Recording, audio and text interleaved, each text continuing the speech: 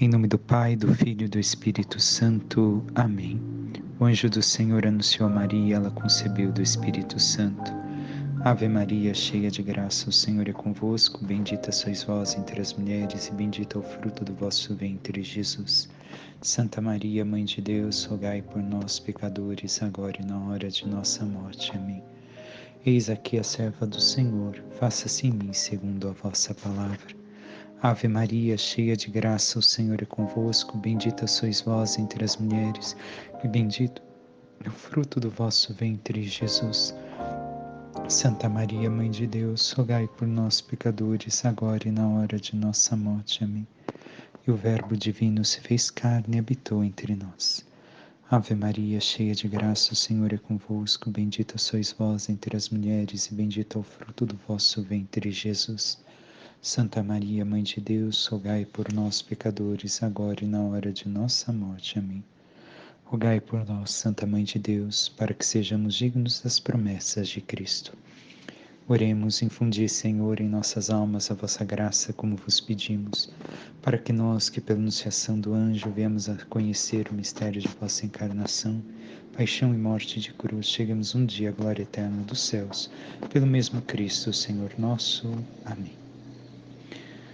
Caríssimos irmãos e irmãs, aqui vos fala o Padre Rafael, e hoje celebramos o Domingo de Ramos da Paixão do Senhor.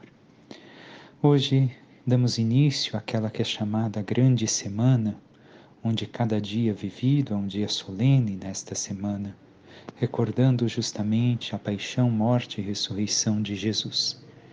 E hoje, por mais que recordemos os ramos, queremos ter nossos ramos em casa abençoados, nós devemos de ver que a centralidade da liturgia, mais que os ramos, é justamente na paixão do Senhor, porque nos prepara para o próximo domingo, para celebrarmos a ressurreição. E, assim, no dia de hoje, nós, aqueles, melhor dizendo, que são enfermos, que têm dificuldade de poder participar do Tríduo Pascal, com o Evangelho de hoje, já estão participando do Tríduo Pascal, da paixão e morte do Senhor. Mas todos nós que temos a possibilidade e a saúde, somos chamados a viver plenamente o mesmo Tríduo. E justamente o primeiro Evangelho é lido antes de iniciarmos a missa, no momento da bênção dos ramos. E ali nós lemos o Evangelho, justamente de Marcos, que nos fala de Jesus, que vai entrar em Jerusalém, montado num jumento. Recordemos aqui o que se manifesta e veremos dentro pouco também um pouco deste Evangelho com o Evangelho da missa. Um paralelo entre os dois. A primeiro, o Evangelho nos fala que quando se aproximaram de Jerusalém, na altura de Betfagé e Betânia, junto dos Montes das Oliveiras, Jesus enviou 2 discípulos, dizendo: Ide até o povoado, encontrareis amarrado um jumentinho que nunca foi montado, desamarrai-o e trazei-o aqui. E Jesus justamente vai fazer este percurso. Estamos perto de Betânia, sabemos que em Betânia está aquela comunidade que Jesus tanto amava, Lázaro, Maria e Marta. Ali, Jesus justamente vai dizer a estes 2 discípulos, perto destas cidades, que busque o jumento, e vai fazer este percurso, o percurso de Betfagé, rumo a Jerusalém. Justamente Jesus vai subir nesse jumento, vai começar a atravessar todo o vale do Cedron, a partir de Betfagé, e vai subir Jerusalém. Caríssimos, isso tudo também tem um significado, o Senhor tem algo a dizer com este percurso que ele fez. De Betfagé, primeiramente, saíam as ovelhas, os cordeiros que seriam sacrificados, justamente na Páscoa. Jesus está concretizando em si aquilo que havia dito João Batista: eis o Cordeiro de Deus. Já não são mais os cordeiros animais que serão ali sacrificados, Mas o verdadeiro sacrifício se consumará, para a nossa salvação, se consumará no sacrifício de Cristo, que entra triunfante em Jerusalém. Jesus, como nós ouvimos bem, escolhe também justamente um jumento. Não escolhe um cavalo. Por quê? Aqui há diversas coisas que devemos de recordar. Primeiramente, quando um rei entrava com um cavalo, ou andava com um cavalo, é porque havia chegado da guerra, vencido a guerra, ou estava indo em guerra para algum lugar. Então Jesus mostra que ele não veio para trazer guerra, ele veio justamente para trazer a paz. Porque o rei, quando entrava em um momento de paz na cidade, entrava num jumento. O jumento que aparece 111 vezes no Antigo Testamento, e Jesus fala dele ao menos 4 vezes no Evangelho que escutamos. E ali, o jumento é símbolo de quê? O jumento é exemplo de mansidão. E nos recorda Jesus que nos diz: sou manso e humilde de coração. Recorda o serviço, porque está a serviço dos homens, para ajudá-lo a carregar também. Aqui está a próxima, a capacidade de carregar o peso, como Jesus que carrega o peso nosso. O seu trabalho para nos ajudar e a sua lealdade às pessoas que cuidam dele.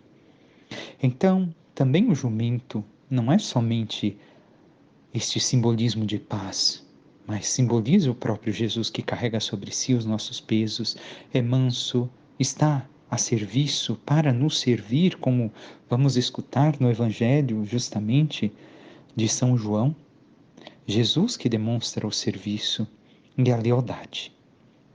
Assim, também recordemos o texto do Antigo Testamento em 1 Reis, quando Davi está próximo à sua morte, chama todos e fala que coloquem Salomão montado no seu jumento e que ele entre, e assim seja aclamado o rei em seu lugar. Salomão, Shalomon, e Jesus, como bem sabemos, é o verdadeiro príncipe da paz. E assim Jesus entra em Jerusalém. Jerusalém que, como semana passada meditamos, passava de 40 mil habitantes no tempo da Páscoa a 120 mil habitantes. Mas, segundo Flávio Joséfo, naquele tempo passava por Jerusalém, por ocasião da Páscoa, cerca de 5 milhões de pessoas. Então, não passou totalmente desapercebida a paixão e morte do Senhor. E nós vemos, em comparação, o primeiro evangelho com o evangelho da missa que hoje se nos coloca. De um lado, a glória. Jesus que entra glorioso em Jerusalém e é reconhecido e aclamado como rei esperado, onde se cumpria a profecia de Zacarias. Mas, de outro lado, a desglória. Esse mesmo Jesus, no segundo evangelho, no evangelho da missa, é condenado à cruz, carrega uma cruz, o lenho em suas costas, e ali é condenado à morte. De um lado, se despojam de suas roupas, e as roupas simbolizam justamente o dar a sua vida, entregar toda a sua existência para os apóstolos que cobrem com o seu manto o jumento, mas para o povo que se despoja de seus mantos e também os ramos de oliveira e ainda as palmeiras, os ramos de palmeiras que estavam em suas mãos, colocam no chão, se demonstram súditos. O povo é súdito daquele rei e daria até mesmo a sua vida em honra do rei. E do outro lado, vemos Jesus que é despojado de suas vestes. Jesus que é despojado de sua dignidade.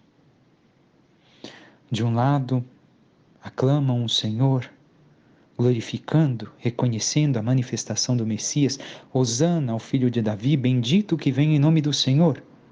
Do outro lado, gritam aquele mesmo povo, aquele mesmo pouco de povo que acompanhou Jesus na entrada triunfante de Jerusalém, e com certeza muitos mais vão gritar depois: crucifica-o.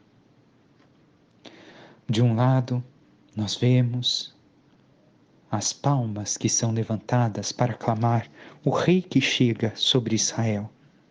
Este mesmo rei que ainda um pouco antes havia chorado sobre Jerusalém. Jerusalém, Jerusalém, se soubesses reconhecer este tempo, então é reconhecido. De outro lado, ele é coroado de espinhos.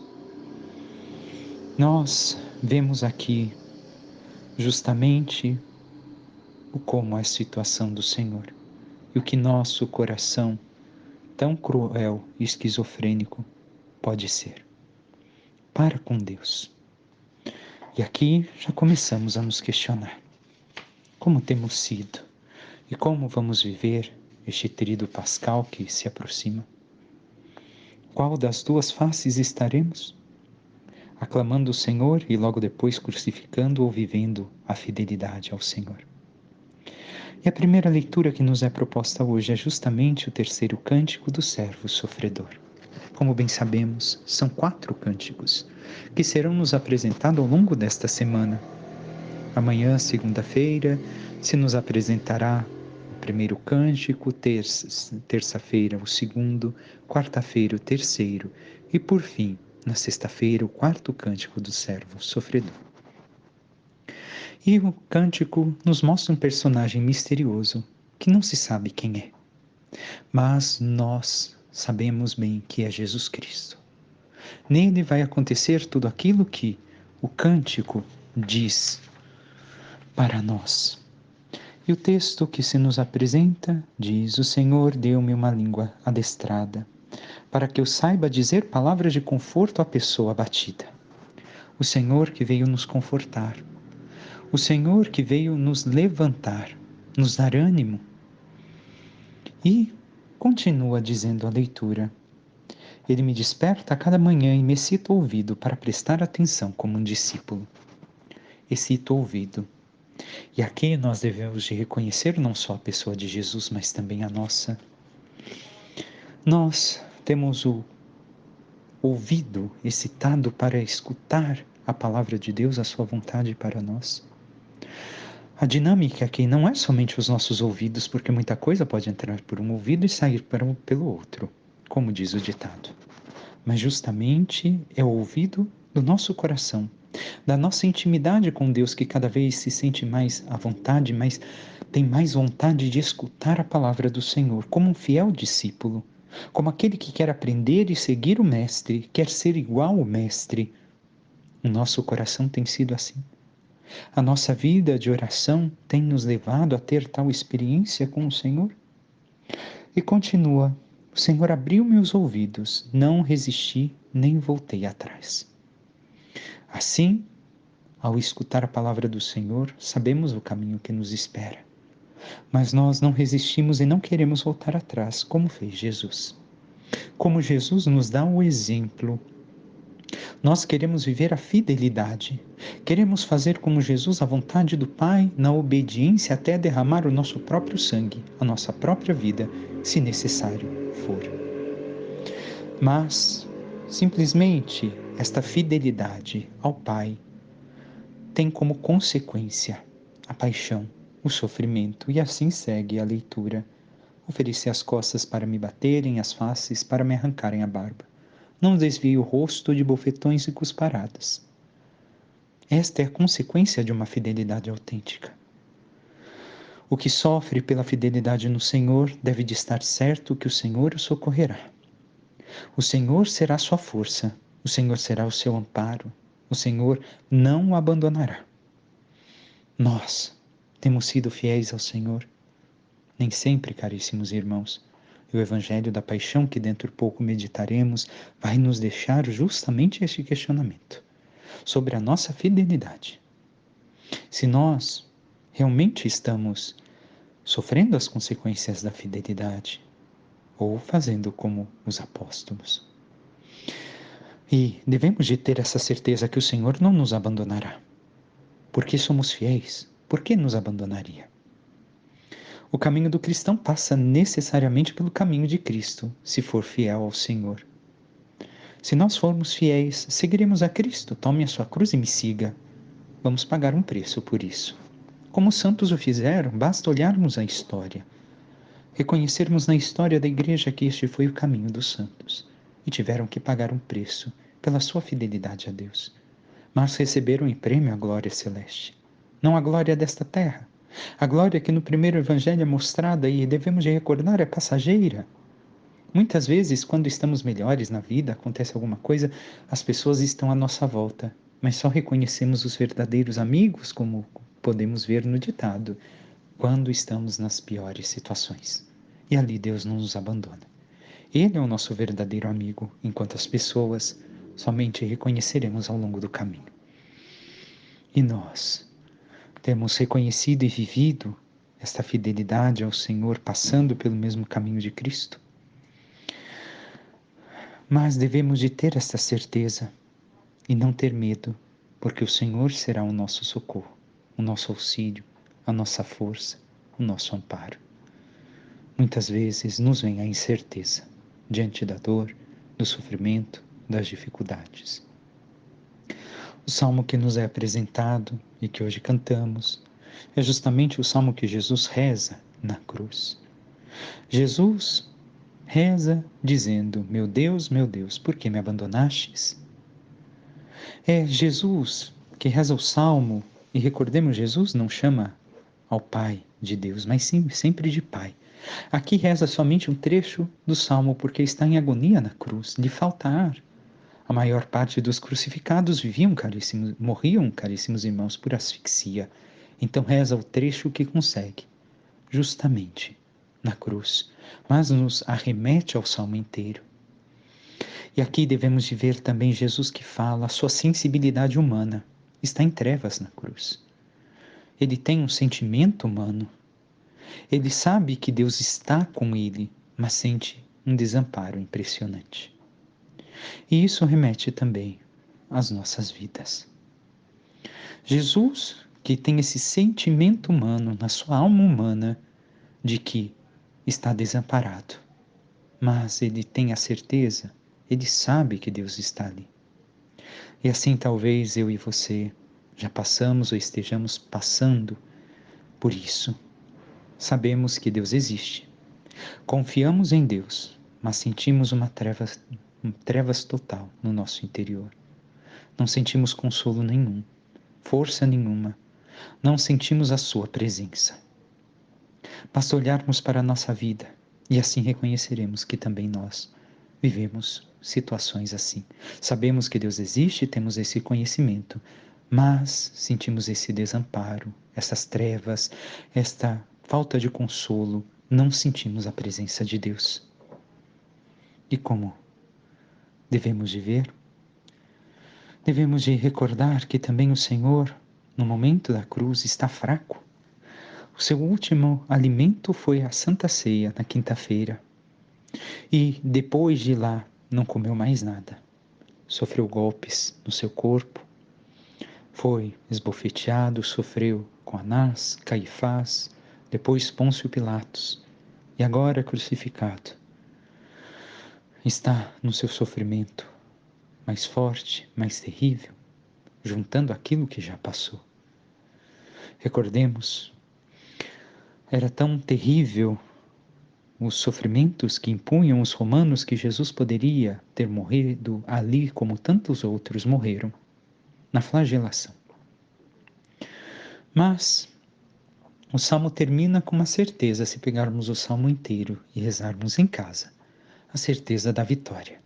Porque o Senhor não deixou desamparado aquele que acreditou nele, aquele que lhe foi fiel, e a vitória é certa. E aqui nós entramos na segunda leitura antes de meditarmos brevemente, ou melhor, talvez até longamente, o Evangelho da Paixão de São Marcos, que nos é proposto. São Paulo, que diz: Jesus, existindo em condição divina, não fez do seu ser igual a Deus uma usurpação, mas esvaziou-se de si mesmo, assumindo a condição de escravo e tornando-se igual aos homens. Aquilo que já celebramos também no nascimento do Senhor, aquilo que celebramos no Natal, recordamos que Jesus se tornou igual a nós em tudo, exceto no pecado. E não usou das prerrogativas de ser Deus para viver. Simplesmente lutou contra o pecado e mostrou que também nós nele podemos ser vitoriosos nesta luta.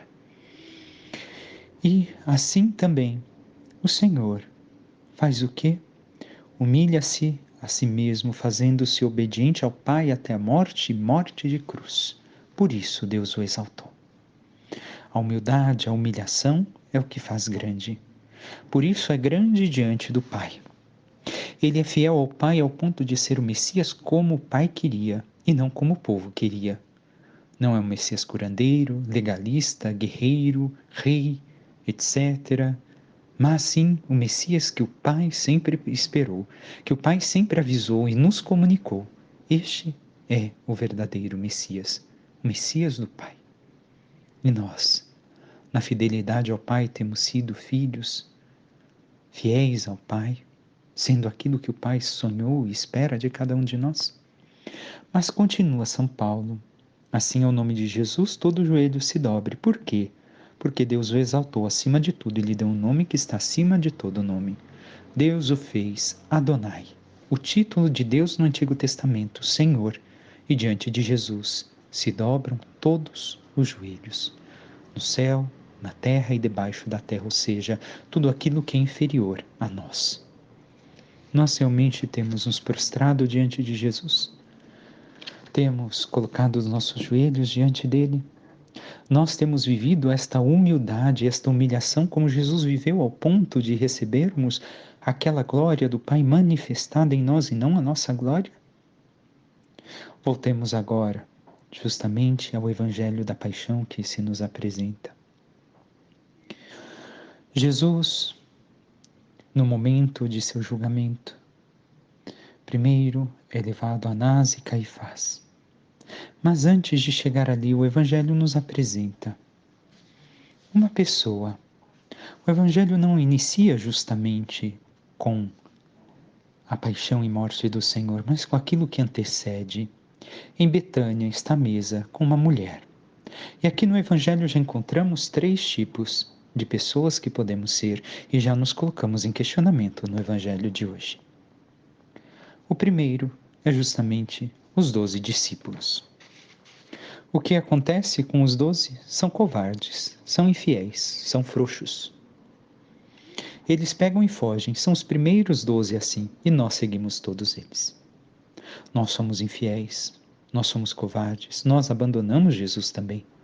Quantas vezes fugimos e abandonamos Jesus nos vícios, no comodismo, na busca de coisas erradas, na busca de tudo aquilo que é contrário à nossa fé, a fé que o Senhor pede de cada um de nós. Nós podemos ainda ser como Pedro, e meditaremos dentro um pouco mais sobre isso, seguir Jesus de longe. Eu quero seguir Jesus, mas eu quero viver também minha vida. Não queremos seguir a Jesus de perto. Isso certamente vai terminar com a nossa negação de Jesus. Nós o negaremos na hora H, no momento de dificuldade. Como Pedro fez. Pedro, cheio de seu orgulho, disse: Imagina, Senhor, se necessário vou dar minha vida por ti. Dar a tua vida por mim, Pedro.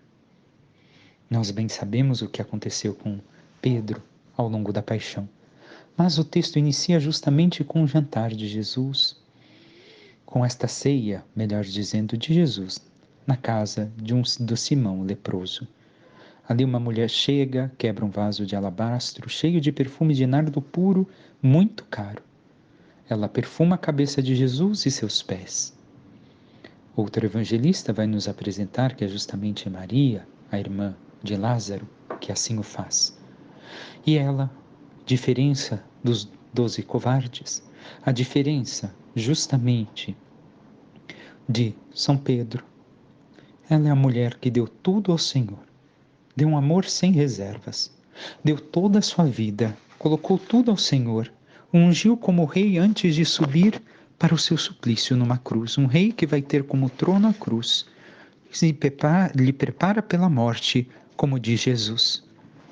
E assim, alguns questionaram por que ela fez isso, não vendeu e não deu o dinheiro aos pobres. E Jesus, conhecendo a demagogia que ali estava presente, disse: Deixai em paz, porque aborrecê-la? Ela praticou uma boa ação para comigo. Pobres sempre tereis convosco, e quando quiserdes, podeis fazer-lhes o bem. Jesus nos diz claramente: basta querer que podemos fazer o bem aos pobres. Quanto a mim, não me tereis para sempre. Ela fez o que podia. derramou perfume em meu corpo, preparando para a sepultura. E assim ela viveu antecipadamente. Neste domingo de Ramos, a paixão do Senhor o preparou para aquele momento da cruz, para o momento da sua sepultura. Nós temos, como ela, dado o melhor de nós, depositado diante de Jesus, aos pés de Jesus, todo o nosso melhor, um amor sem reservas, ou temos reservado o nosso amor e vivido um amor diviso, em que queremos viver o amor a Deus, mas agradar as pessoas, agradar o mundo, e assim nos dividimos e não somos fiéis? E continua ainda o Evangelho, caríssimos irmãos. Ele nos mostra justamente Jesus na última ceia. Jesus está ali e vai entregar seu corpo, sangue, alma e divindade. Mas antes de chegar este momento da ceia, Jesus pede que vão ao encontro de um homem que vai levá-los a um lugar. Justamente, ele mostrará no andar de cima uma grande sala arrumada com almofadas. Ali fareis os preparativos para nós. Jesus não escolhe um lugar qualquer. Escolhe, como vai dizer o cardeal Bossuet nos seus escritos, nos seus sermões, um lugar mais bem arrumado, mais bem organizado, mais belo possível para celebrar a sua última ceia. E assim dizia ele ainda no seu sermão, por aquilo que me recordo de ter lido deste sermão, que por isso não podem criticar também nos nossos templos a beleza a nos levar a esta contemplação e oração, porque o próprio Cristo na última ceia, na ceia em que entregou o seu corpo, sangue, alma e divindade, escolheu um belo lugar para assim se entregar a todos nós. E com isso, preparada a ceia, Jesus fala que um dos discípulos irá traí-lo, entregá-lo. O verbo em latim significa também entregar. E Jesus, lhes perguntam todos, acaso serei eu? É um dos 12 que se serve comigo do mesmo prato, diz Jesus. Em outro evangelho, Jesus fala, ou melhor, Jesus diz, é aquele que eu der o bocado, este punhado que estiver na minha mão. Naquele gesto, Jesus demonstra não simplesmente que está apontando quem vai entregá-lo à morte, por isso os apóstolos não compreendem aquele momento, mas declara que aquela pessoa a quem entregou aquele alimento, naquele gesto, é a que mais amava. A que tinha um grande amor para com aquela pessoa. Por isso os discípulos não entenderam que Judas saiu para entregar Jesus à morte. E Judas, mesmo recebendo o gesto mais singelo de maior amor, em que reconhece nele aquele que tanto ama, Judas fez o que fez. E nós meditaremos também nós, enquanto relação de Judas mais adiante. E Jesus diz, ai daquele que trair o Filho do Homem, melhor seria que nunca tivesse nascido. Por quê? Porque não se arrependeu. Não se arrependeu, como sabemos muito bem. Judas não teve arrependimento. E depois da ceia, temos o diálogo de Jesus e Pedro, onde Jesus fala a Pedro que antes que o galo cante 2 vezes, 3 vezes tu me negarás. Recordemos, o galo possivelmente não é um animal, porque dentro da cidade santa não podiam ter animais que tornassem a cidade impura. Provavelmente era o toque da trombeta para anunciar os serviços do templo que começavam com as ofertas, com os sacrifícios. E ali é justamente entre um toque e outro que Pedro vai negar o Senhor 3 vezes. Jesus se retira dali e vai ao Getsemane, terminado de cantar os salmos, de realizar a Santa Ceia. Ele vai ao Getsemane com os discípulos, manda que vários deles, 8 deles, fiquem justamente em um lugar à parte, enquanto 3 deles seguem com Jesus, Pedro, Tiago e João. E pede, e diz somente, São Marcos nos mostra esta questão de Jesus, minha alma está triste até a morte, ficai aqui e vigiai. Mostra esse sofrimento da alma humana que tem o medo da morte que chega, que se aproxima humanamente. Jesus recorda, a glória do mundo é fugaz. só resta Deus. Jesus não se enganou com a glória passageira desse mundo que deram justamente a Ele no domingo de Ramos, mas tem um olhar fixo na cruz. Meu alimento é fazer a vontade do Pai. Foi para isso que eu vim, escutamos no Evangelho domingo passado. Ali está Jesus, com esse olhar fixo na nossa salvação. E assim, Jesus sofre esse momento. E em oração chama: Papaizinho, Pai, tudo te é possível. Afasta de mim este cálice. Contudo, não seja feito o que eu quero, mas sim o que tu queres. E voltando-se encontrou os discípulos dormindo. Não podeis vigiar comigo nem menos uma hora? Vimos aqui o que falamos ainda há pouco, a questão, por exemplo, do jejum.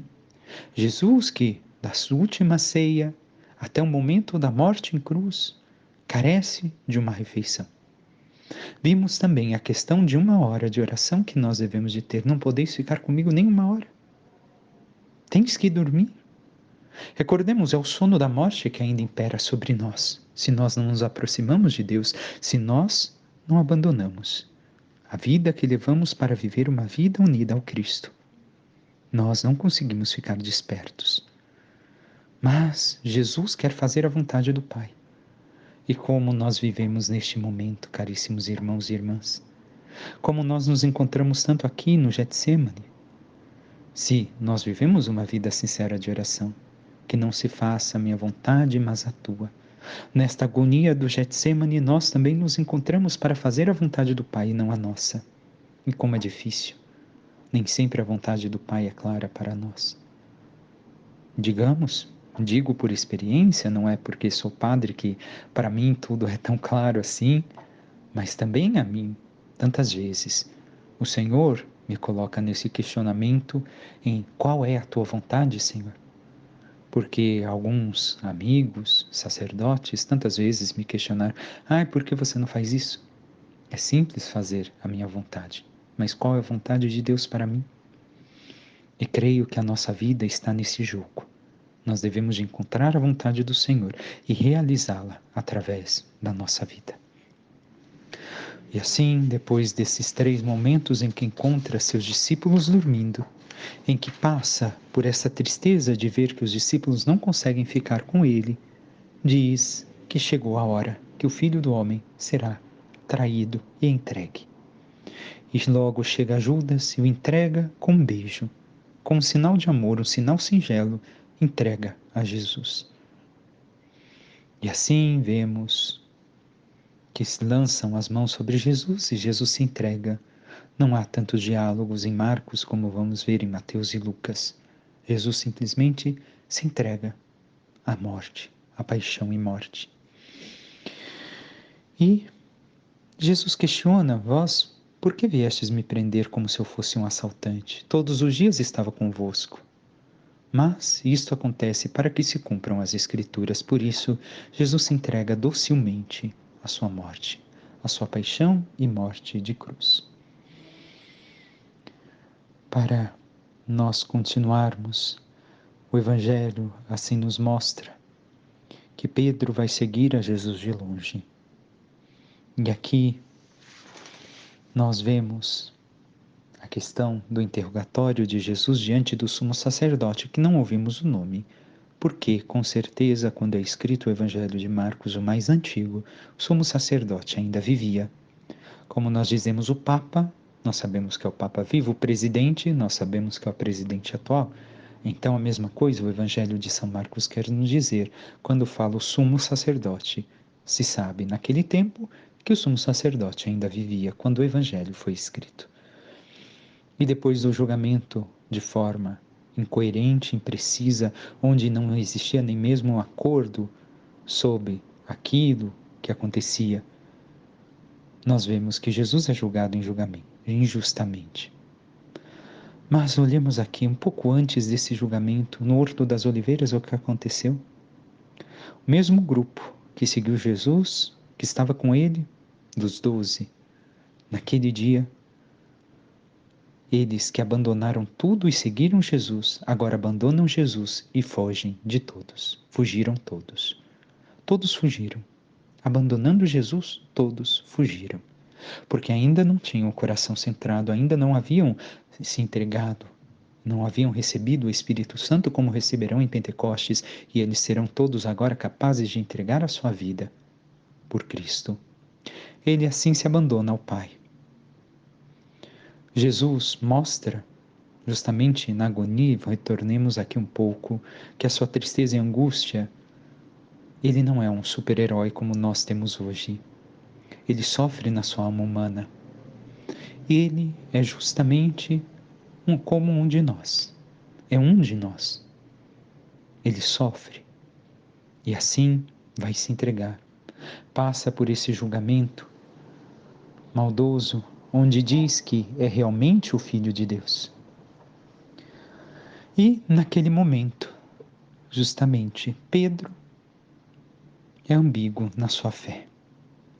Pedro fraqueja diante de uma serva, que põe em crise sua fé, porque, inicialmente, a sua fé é ambígua, é débil, é pouco límpida.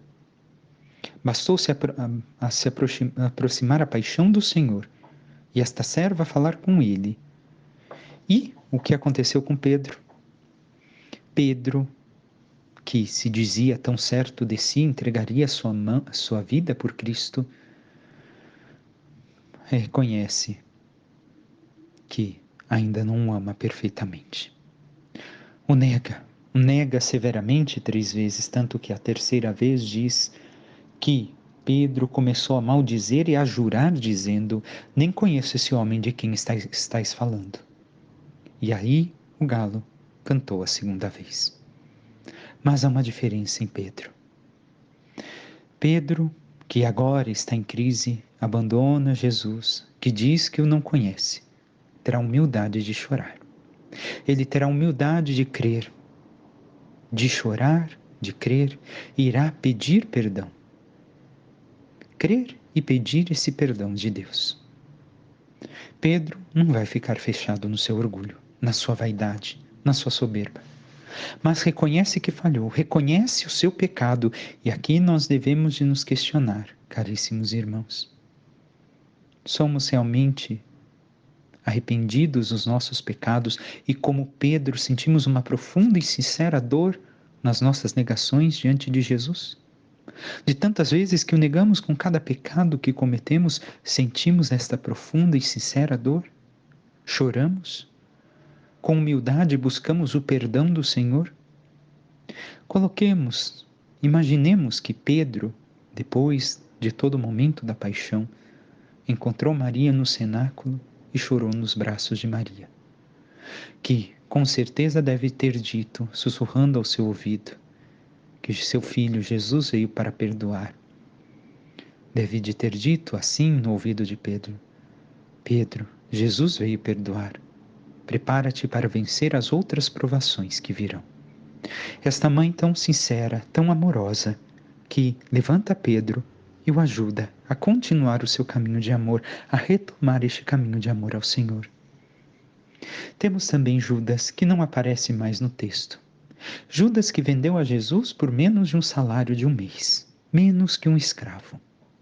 Este é o amor. Judas, como os outros 11, escutou tudo o que Jesus ensinara.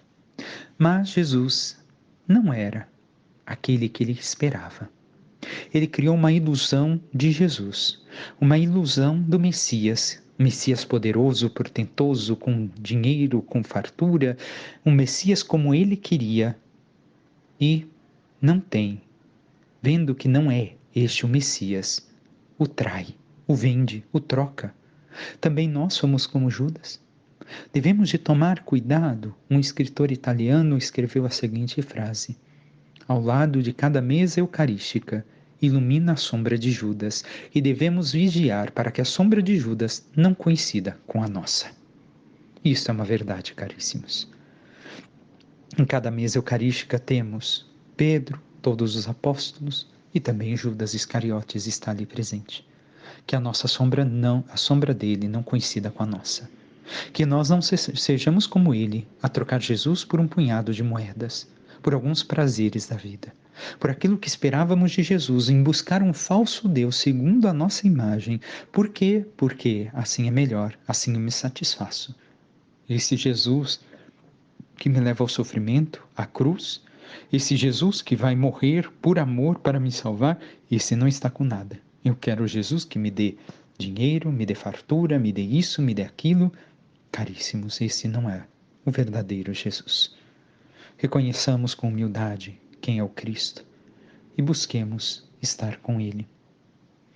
E assim, Jesus é levado depois diante de Pôncio Pilatos, que justamente quer soltá-lo. Mas não consegue. Por ocasião da Páscoa, ele quer soltar um prisioneiro e coloca um assassino do lado de Jesus. Um assassino que havia sobrelevado o povo e que o povo reconhecia aquele homem como assassino. E, vendo Jesus, como diz Pilatos, et homo, eis o homem. Jesus, que, segundo os outros evangelhos, já haverá recebido justamente os golpes, apanhado, ele, que está ali, todo maltratado e machucado, é o homem que somos nós. Nós, no nosso pecado, na nossa ignorância, no nosso viver distante de Deus, somos aquele homem chagado, aquele Jesus ferido, porque essa é a nossa humanidade distante de Deus. Mas nós reconhecemos que assim somos se não temos Deus? E o povo, ao invés de querer a verdade, eu sou o caminho, a verdade e a vida, porque a verdade incomoda, prefere soltar justamente Barrabás. No hebraico e também no italiano, Bar-Abá. Se manteve no italiano Barabá, que significa filho do Pai. Ele é o filho do Pai, porque nos incomoda menos. Ele é como um de nós, é pecador como nós, liberte a ele, porque esse Jesus não é fácil de seguir. E com ele o que farei? Aquela mesma multidão que lá atrás gritou, agora grita, crucificam. Gritou bendito, agora quer crucificá-lo. E assim soltam Pilatos, um assassino, e crucificam um inocente. E aqui vemos que nem sempre a democracia é o melhor governo. Por quê? Porque aqui a maioria escolheu matar um inocente. Sobrelevado, sim, mas enganado por aqueles que diziam, gritaram também crucificam. E nós também gritamos crucifica o Senhor quando escolhemos viver a infidelidade, a deslealdade, os pecados. Queremos ser infiéis em tudo aquilo que fazemos e nos dizemos ainda cristãos? E assim, Jesus flagelado, ferido, agora carrega o patíbulo da cruz, mas nem mesmo tem forças por causa de tanto que foi golpeado de carregar a cruz e é ajudado por Simão de Cirene. E ali se diz o nome de seus filhos que se convertem a Cristo depois deste encontro de seu Pai. São Marcos nos diz que era 9 horas da manhã quando Jesus foi crucificado e vai ficar até as 3 da tarde quando vem a falecer. E assim é insultado, blasfemado, e quantas pessoas daqueles 5 milhões que passariam por Jerusalém não viram Jesus ali durante aquelas horas, pregado, condenado a uma morte. E com ele estavam outros ladrões. Jesus tem também ali diante dele a fiel, Maria, é a que crê perfeitamente, a que caminha rumo à cruz. Ela, diferente dos apóstolos, somente com o discípulo amado, vai caminhar com Jesus rumo à cruz. Ela é a única que tem uma fé autêntica maior do que São João, porque São João também titubeou no momento da cruz. Mas Maria vê além da dor. Maria vê além da cruz. Maria vê além da morte. Ela é segura que a bondade vence, que a humildade é a verdadeira grandeza e que o amor triunfa. Ela nos espera e reza por nós, para que tenhamos força de segui-la no caminho da fé. Mas nós temos seguido com Maria e estado aos pés da cruz do Senhor como santos, estado contemplando, não somente nesta semana, mas ao longo da nossa vida, Temos contemplado a paixão, a cruz de Cristo ao longo de nossos dias? E assim, esta semana também nos pede um passo na fé, na nossa coerência de vida cristã, e estamos dispostos a dar este passo, a vivermos coerentemente com a fé que dizemos ter? E Jesus na cruz vai justamente dar o grito do salmo que escutamos. Meu Deus, por que me abandonastes? E assim Jesus vem à morte, morre por cada um de nós. E ali se mostra um presente às mulheres que estão ali, que justamente, mais fiéis do que os apóstolos, vão estar também no dia da ressurreição, a quem o Senhor por primeiro vai anunciar a sua ressurreição, seja através dos anjos, seja no seu encontro com Madalena. Ali estão as mulheres. E também estão 2 discípulos que o seguiam de longe, José de Arimateia e Nicodemos. Eles fazem o papel daqueles outros 10 discípulos que ali não estão presentes. Recordemos, somente o discípulo amado ali está. Eles vão pedir o corpo de Jesus e eles vão enterrar o corpo do Mestre. Aquilo que era a missão dos discípulos de cuidar e seguir o seu Senhor até a morte, agora é feita pelos discípulos que o seguiam na escuridão, na noite. E assim, devemos de ter esta força e viver a coerência da nossa fé, recordando que a consequência da coerência da nossa fé, aos olhos do mundo, parecerá uma cruz. Mas esta mesma cruz que nós sofremos aos olhos do mundo, nos concederá a glória que os santos receberam. Não foram as palmas deste mundo, as glórias deste mundo, mas sim a glória dos céus, escondida, a alegria escondida em Cristo. E assim, caríssimos irmãos, fizemos um longo e ao mesmo tempo breve percurso por tudo aquilo que a liturgia hoje nos apresenta. E quem nós somos diante do Senhor? Ainda há outros personagens que se nos apresentarão no Evangelho de Sexta-feira Santa. Ainda há outros personagens que se nos apresentaram no Evangelho do ano passado. O mau ladrão, o bom ladrão e tantas outras pessoas. Quem somos diante da cruz de Cristo?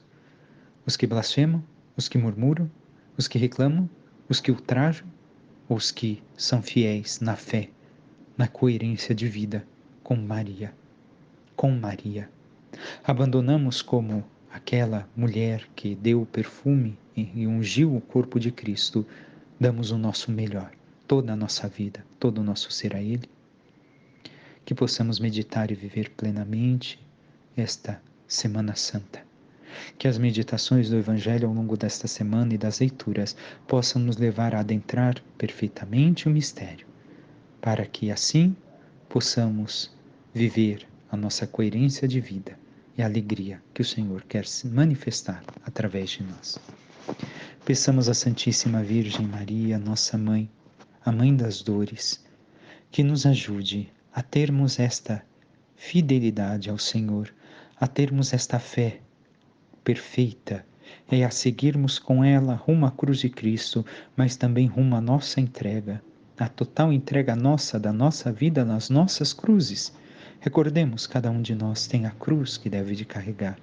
A doença, a enfermidade, as dores da vida, as situações que passamos. Não as que escolhemos, mas as cruzes que nos foram dadas.